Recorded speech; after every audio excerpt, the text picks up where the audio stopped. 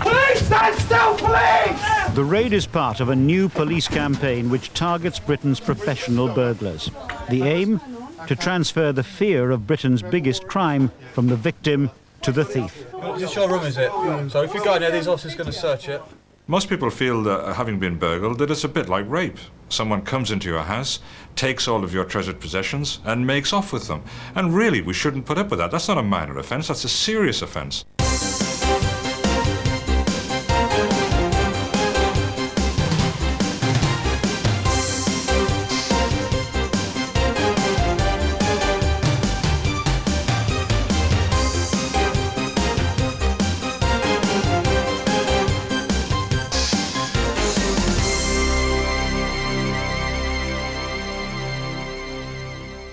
Burglary accounts for almost a quarter of all reported crime in Britain. Last year there were more than 1.25 million recorded domestic break-ins, and for most of the past decade house burglary has been soaring at the rate of 60,000 a year. Burglary is a horrendous crime. It's normally it's the poor people who are getting burgled, not the rich people, because they have proper security alarms, things like that. The fact that somebody who you don't know can come into your house when you're not there and sort of go where they want and do as they please, basically. Yeah, that's worrying. Well, it's not so much the stuff they take from your house, because you can always claim that back on the insurance, but it's what they do to your house once it's in there. Our house was burgled last year and that was really horrendous. We had 2 people in during the night while we were all sleeping, and just since then it's been quite frightening. Put your hands against the wall, okay? The latest statistics show that at last burglary rates are coming down by almost 10% over the past 2 years.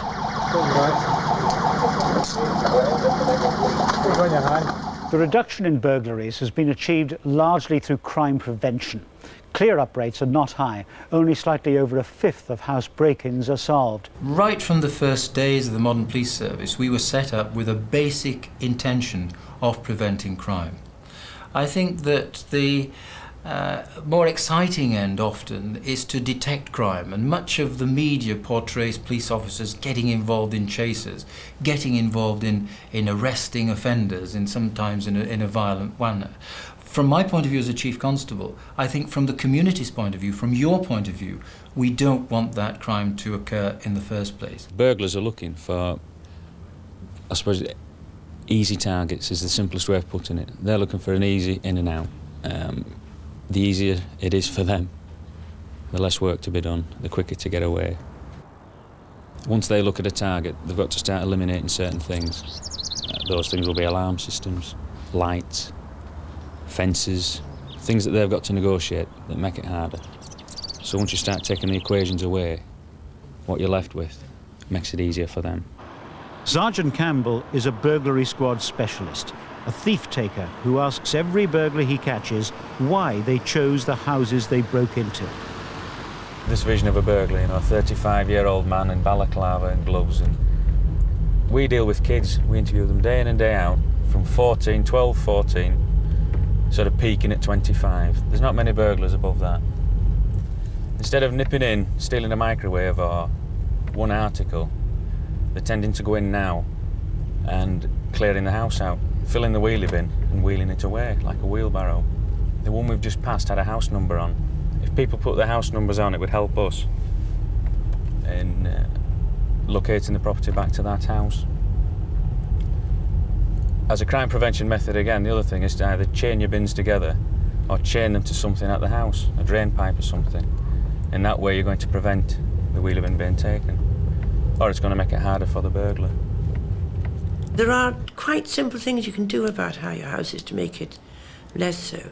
Actually, one burglar told me, but I don't offer it with true seriousness, but I have done it myself, is if you have a bowl outside the door marked D-O-G, dog, you don't really need to have a dog. If I was a burglar coming down a road like this, just on the prowl, looking at that house, to me that looks empty. It's got floodlights and it's got a spotlight again, so I'm looking at security. So I'll have a look next door. Again, there's no cars in the drive, there's gates at the side. I can't see an alarm, but again, that looks empty as well. There's no movement within the house initially. I'd have a look at that. Probably down the driveway, around the back. This house, again, there's an alarm system, car in the drive. I'd leave that one. To have an alarm or not, it's a debate that is widespread and split.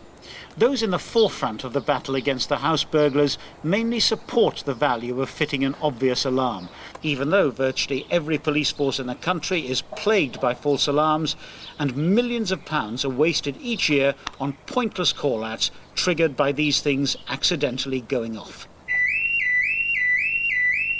Advice that we would generally give people in any case is, first of all, consult your insurance company to make sure there are no requirements from your insurance company.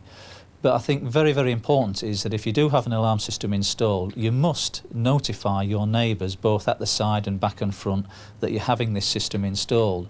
Because as a subscriber and as a police officer, an alarm activating is no good to either of us if nobody's going to take any notice of it. Another one on the right. Alarm system, net curtains, you can't see in, so you don't know if they're in or out.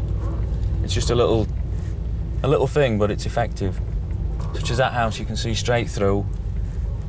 Alarm system, but that looks empty. I'd have a look at that one.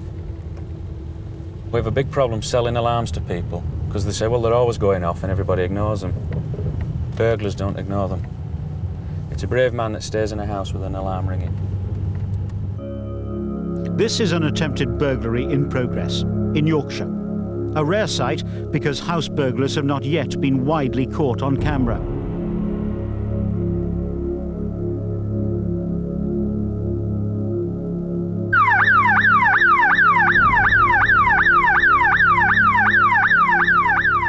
The house owner has got an alarm system and he's got outside lights. With his outside lights, he went a bit further and he fitted a camera, which was hidden in the garden. Mr. Burglar comes walking around the corner, the camera's running, the lights come on. This is quite a good burglar here. He's not particularly spooked for that. The first thing he does is check the windows, peeps in, anything there.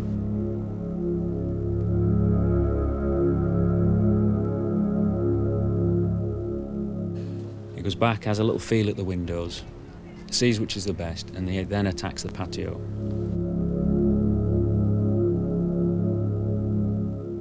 The first thing he does is pull a screwdriver from his trousers. Once he starts to lever it and get it going, he removes a larger screwdriver, and that's to give it the final opening.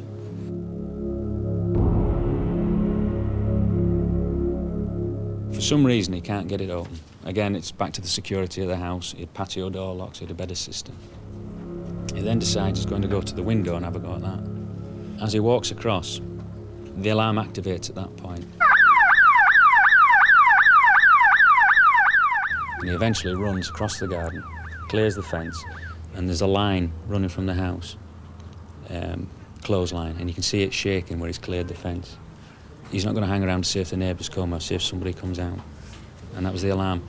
The chap come home, must have just viewed his video, and he just rang up, said, I think I've been burgled, or I think somebody's trying to break in. And it was like an attempt. No, it's just an attempt. One of the lads in the office went up, and he come back, dancing. And he stuck it in our machine, look who this is. And everybody in the office straight away named, oh, it's because he walked straight up with a close-up of it. So this man may be the first burglar in Britain to be convicted by video. It's an alarming thought, isn't it, in a way? I mean, everybody's CCTVing everything. And I don't know what effect it's going to have on everybody's sex lives, you know, and everybody's watching everybody else. But, you know, very little will be private. But I suppose it returns us back to the situation of the old villages or towns where people knew when strangers came and went. We will become more the global village. These tiny cameras can be concealed in almost anything around the house, behind mirrors, inside clocks, even inside books. All you need is the camera and a video recorder. And don't forget to conceal the recorder too. It's no good if the burglar you catch on camera steals the machine that's taped him. As the cost of closed-circuit systems falls, more and more householders are installing them themselves. So too are builders, either in homes that have been burgled or increasingly in new houses, which come with this family defence system as standard. These systems are not about cameras you can see, they are secret, hidden cameras intended to capture on tape those thieves who ignore the first lines of defence. If we can see who the villains are, the police stand a chance of identifying them, or at the very least, putting a face to a set of fingerprints. Everyone thinks of CCTV as very, very expensive. And now with these ball-type cameras, you know, the cost is just so much greatly reduced. CCTV is preventing crime in the shopping areas tremendously. But of course, where is that crime going? It's being forced out into the suburbs. And I believe that with this type of domestic miniature CCTV, then the criminal is going to look, and it's such a big deterrent that they would just go somewhere else. They will go to another house. The beauty of your own home surveillance system is that it allows you to swiftly check up on what's happening in and around your house without leaving your armchair. So if you're worried, you can easily set your mind at rest by running a fast check on suspicious noises and sounds, and even taking a peek at your baby in the nursery. The clever couple who live here have hidden a camera in the working smoke detector above the cot. Not to catch thieves, but to allay that perpetual parental worry. One of the classic things is always asked, you locked yourself out of your house, how would you get in? How would you get yourself back in? And if it meant smashing something, the least damage and least noise possible. And that's how a burglar would burgle your house. So just go out, lock your house up and think about it. And if you find something vulnerable, then do something about it. Some areas are much more likely to suffer burglary or violent crime than others, and I'm afraid it's the poorer areas. It's inner city areas, it's council houses. It's not because people who live there are worse than people who live anywhere else. It's because there's a lot of people with very little money. You could argue that a lot of burglary wouldn't occur if there was not a marketplace for the goods that are stolen to be moved on. And it's people who are prepared to buy things at no questions asked prices that actually generate crime. This here basically is a council estate. You can see these houses on the right. They're currently been renovated. We'll move on to the parts where they have been renovated, but they're building new windows, smaller, they're more secure. Most houses, you can see the council have built porch lights, front and rear. Every little porch has got a light underneath, which is excellent. But just to leave that light on is a preventative measure in itself. The things they're looking for, again, they want to be hidden, they don't want to be seen. I'd have that fence down. And again, we'll just have a run down this street. Immediately, if I was a burglar, looking at that house, you're completely masked. You can be at the windows, you can be at the doors. They're all overgrown, they're unsightly. And what they've done, you can see here, both sides of the street that's been renovated. They've removed those barriers. You can see the houses now, but there's still the fence. You know, people have still got their own little domain. You have to cross that barrier before you get to them. And then you look at this house, hasn't been done. And you're back to the same effect. Look at that. Completely mask the house. It camouflages them. And that's what a burglar will look for. Last year, around 1.25 million people reported that they'd become burglary victims. But when you start looking at this statistic, you get a shock. Many of them, a large percentage in fact, were robbed more than once, becoming what is known in the burglary business as multiple or repeat victims. The shock is the realization that so many have experienced more than one crime. Nearly 3/4 of all the crime that happens in England and Wales any one year happens to people who suffer at least 3 crimes in that same year. And there are fantastic figures about how much crime happens to the people to whom it has happened already. 60% of the viewers out there will have no crime happen to them this year at all. That's the majority. Most of the crime is coming from really very few victims who are being victimised again and again and again and again. And this is what's terrifying. West Yorkshire has the second highest burglary rate in Britain. Only Humberside is worse. But here in Huddersfield, the forces of law and order are targeting repeat burglary victims to cut the rate of break-ins.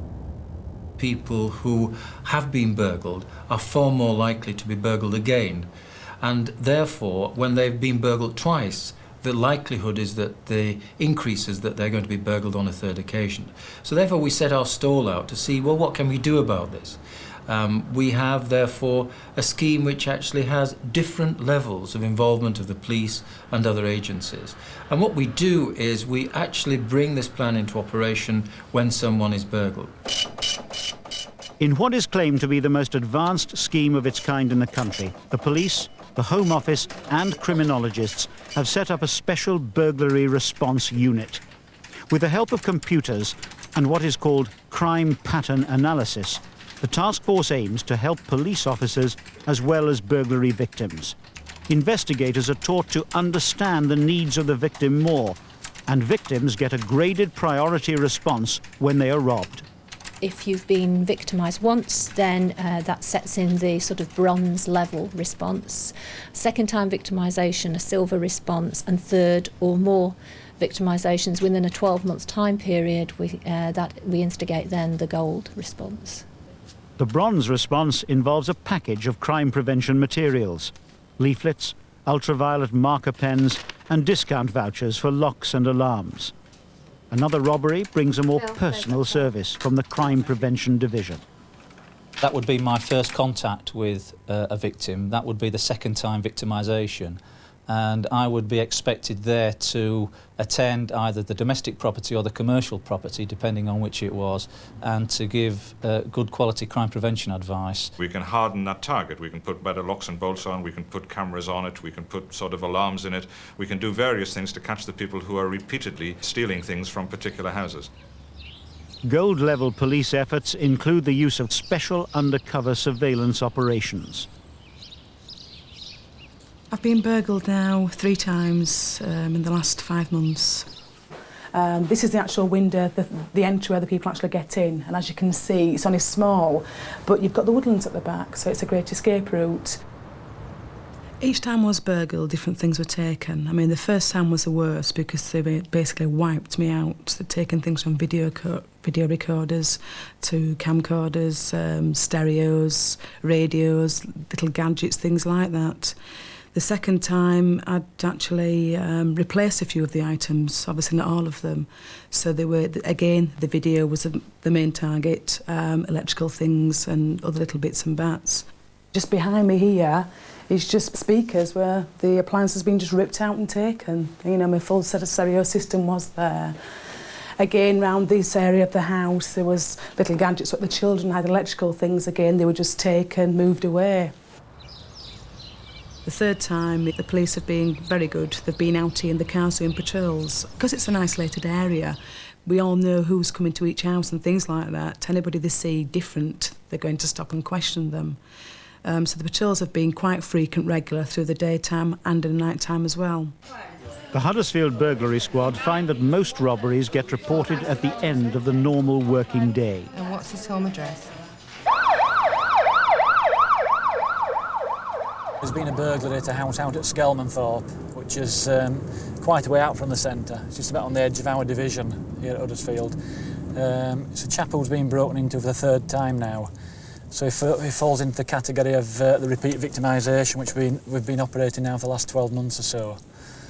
Obviously, it's a concern to us, and it will be an even greater concern to him. Why are the burglars coming back? That'll be the question which he'll probably be asking us when we get there. Has the scenes of crime man arrived already? Right, OK. It's the 3rd time this gentleman's been broken into, and the 2nd time through this same window. You know, I would be advising for him to look at an alarm. If you have been a victim of a burglary, the chances are that you're 5 times more likely to be victimised again than perhaps your next door neighbours who hadn't been burgled at all. The items which you've replaced from previous burglaries? The TV was, the Kenwood was new. Right. Okay. I should imagine that they've come back after the replacement goods which have been bought on the insurance. So they've given him a few months or weeks to get the replacements, and then they've come along and taken them again.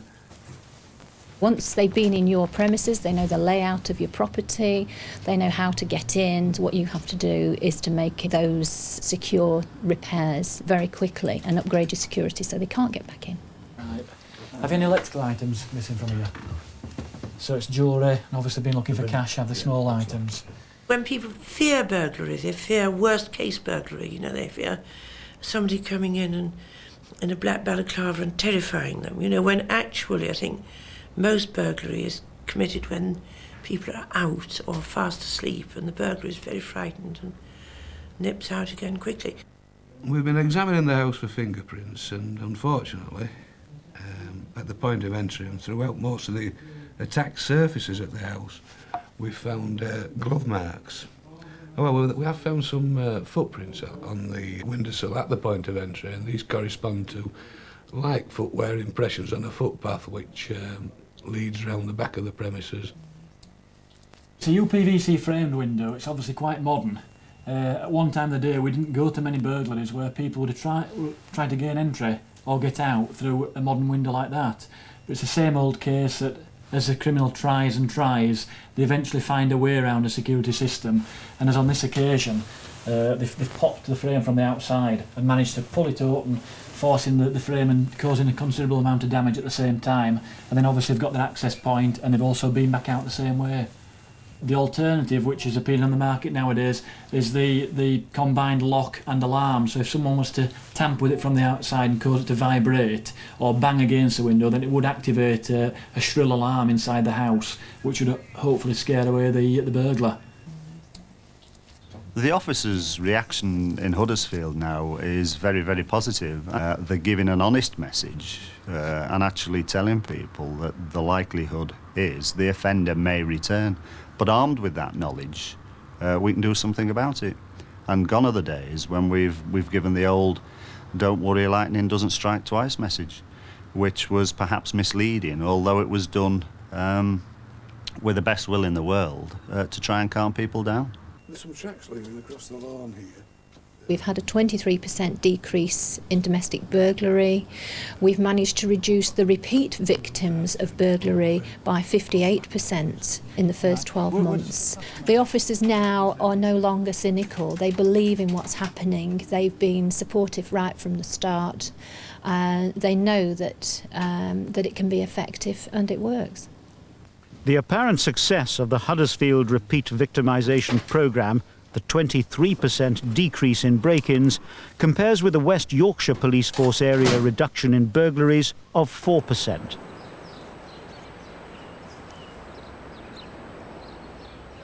This Oxfordshire village doesn't yet have a repeat victims policy.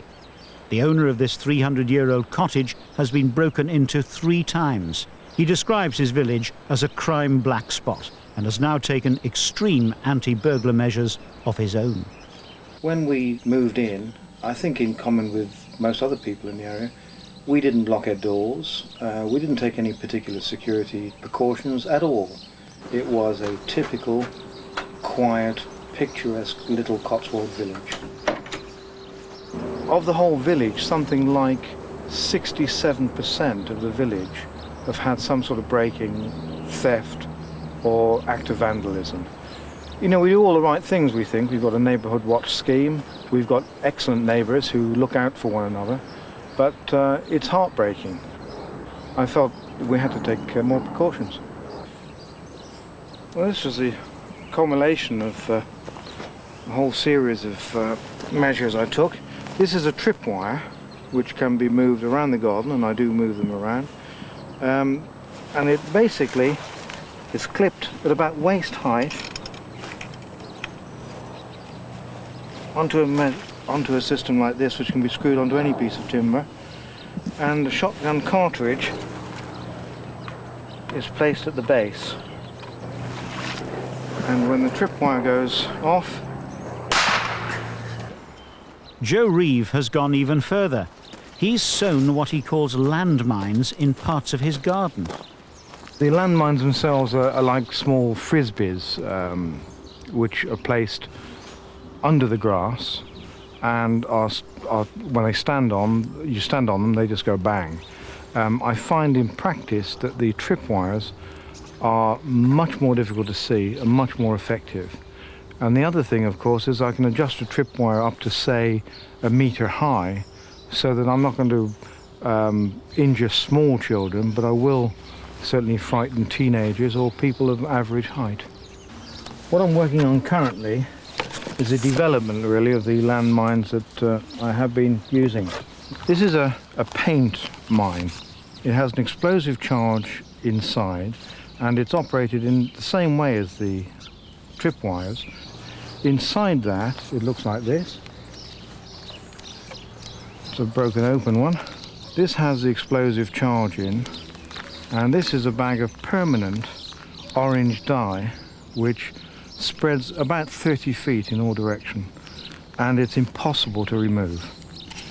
So that goes around like so, and that can be taped basically to anywhere, tree or anywhere else that I want to in the garden or around the house. Well, the mines have proved effective already. I have tripwire connected on an archway just here, and I was in the bathroom, in fact, in the middle of the night and heard this explosion, and I saw a young man disappearing very quickly down the garden to the bottom of the garden there. So they certainly work. I think anyone breaking into my property, and my house in particular, is frankly fair game. I think if I would have caught somebody in my house, I think I'd have done what they would have done. You'd have had a serial killer on your hands here now. Taking the law into your own hands, even when you're under attack by thieves, is fraught with danger. Your home may be your castle, but you must be careful how you defend it. It would be really terrible if we all became so paranoid that we thought that anybody who put their foot over our fence deserved to be shot. That idea that trespassers should be dealt with in that way would be quite frightening if we want to have a society that is not going to be riddled with violence. We all have the right to defend ourselves, to defend our property, and to prevent crime. And to do that, we're entitled to use reasonable force. What we're not entitled to do is to take the law into our own hand and to respond in a way which is wholly disproportionate to the threat posed. You have to think of what the consequences are if people start taking excessive steps for their own protection. Because once we start doing that, you start having mistakes being done in its name. You start having children killed because they go in to steal apples. The golden rule really is do not have a go unless it is absolutely necessary.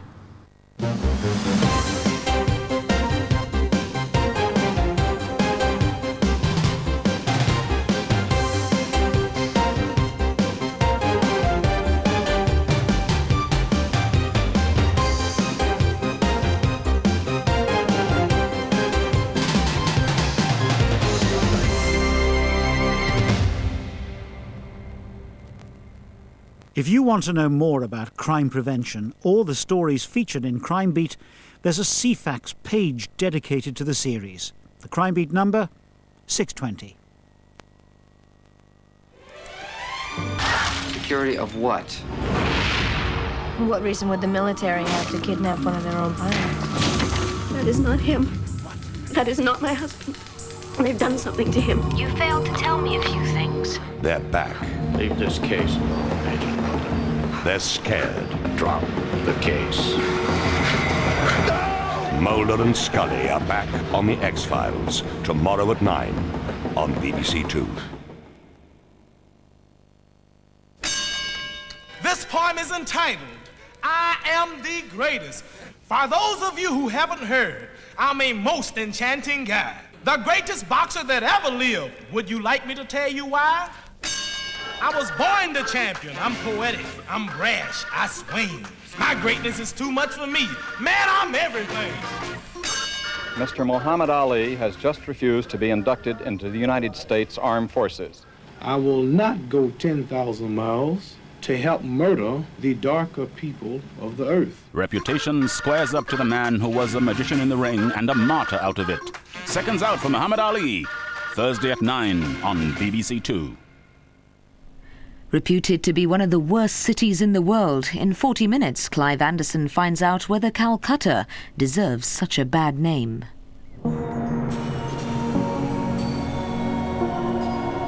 Now on BBC Two, The Money Programme.